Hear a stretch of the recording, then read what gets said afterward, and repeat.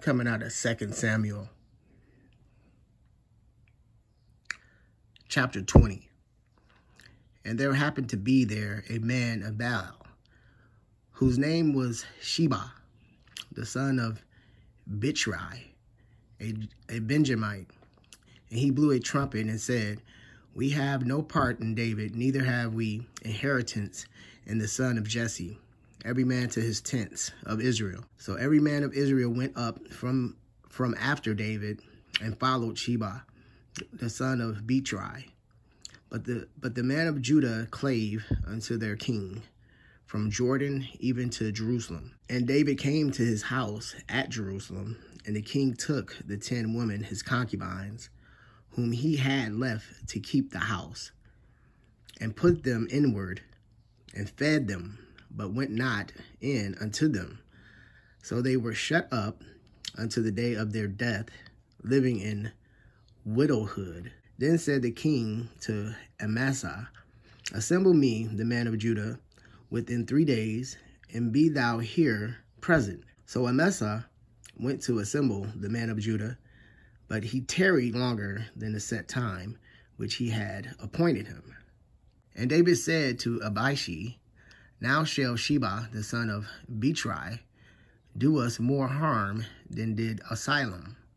Take thou thy lord's servants, and pursue after him, lest he get him fenced cities and escape us." And there went out after him Joab's men, and the Cherarites, and the Peralites, and all the mighty men, and they went out of Jerusalem to pursue after Sheba, the son of Bichri. When they were at the great stone which is in Gibeon, Amasa went before them, and Joab's garment that he had put on was girded unto him, and upon it a girdle with a sword fastened upon his loins, and the sheath thereof. And as he went forth, it fell out. And Joab said to Amasa, "Art thou in health, my brother?" And Joab took Amasa by the beard with the right hand and kissed him.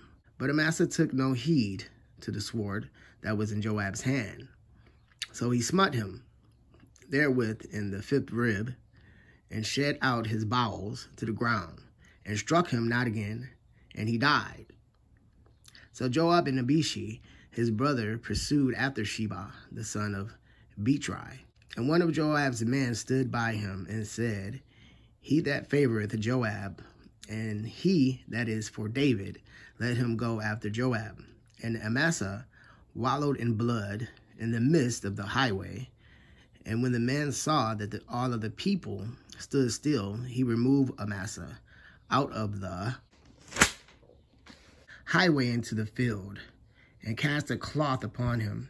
And he saw that every one that came by him stood still. When he was removed out of the highway, all of the people went out after Joab to pursue after Sheba, the son of Bichri. And he went through all of the tribes of Israel unto Abel, and to Beth Mashah, and all the Berites, and they were gathered together and went also after him. And they came and besieged him in Abel of Beth Mashah, and they cast up a bank against the city, and it stood in a trench, and all the people that were with Joab battered the wall to throw it down. Then cried a wise woman out of the city, "Hear, hear, say I pray you unto Joab, come near hither, that I may speak with thee." And when he was come near unto her, the woman said, "Art thou Joab?"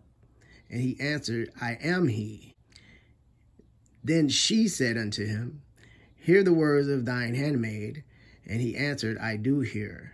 Then she spake, saying, They were wont to speak in old time, saying, "They shall surely ask counsel at Abel." And so they ended the matter. "I am one of them that are peaceable and faithful in Israel. Thou seekest to destroy a city and a mother in Israel. Why wilt thou swallow up the inheritance of the Lord?" And Joab answered and said, far be it from me, that I should swallow up or destroy. The matter is not so, but a man of Mount Ephraim, Sheba, the son of Bichri, by name, have lifted up his hand against the king, even against David, deliver him only, and I will depart from the city. And the woman said unto Joab, Behold, his head shall be thrown to thee over the wall. Then the woman went unto all the people in her wisdom, and they cut off the head of Sheba, the son of Bichri, and cast it out to Joab. And he blew a trumpet, and they retired from the city, every man to his tent. And Joab returned to Jerusalem unto the king. Now Joab was over all the house of Israel, and Benaiah, the son of Joiada, was over the Cherites and over the Pilites, and Adoram was over the tribute, and Jehoshaphat, the son of Ahilud, was recorder, and Sheba was scribe, and Zodok and Abiathar were the priest, and Ira, also the Jerite, was a chief ruler about David.